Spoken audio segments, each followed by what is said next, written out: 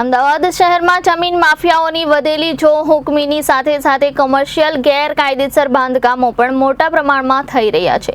એક આરટીઆઈની જવાબની અંદર એક ગેરકાયદેસર બાંધકામમાં એસટી વિભાગ દ્વારા આપવામાં આવેલ માહિતી ખૂબ જ ચોંકાવનારી છે, જેમાં આ ગેરકાયદેસર બાંધકામની માહિતી એસ્ટેટ વિભાગ પાસે નથી તેવો લેખિતમાં જવાબ આવ્યો છે।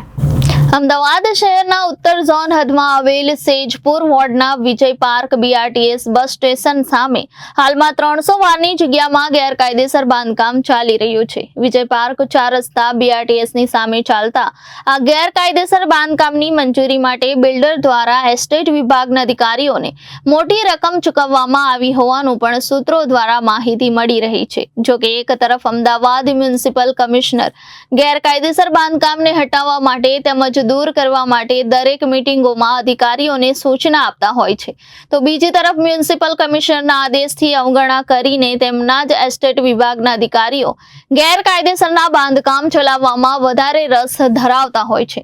त्यारे स्थानिक लोको द्वारा वारंवार रजूआत करवामां आवे छे, तेम छतां पण आ गैरकायदेसर बांधकामने तोडवामां अधिकारीओने केम रस नथी।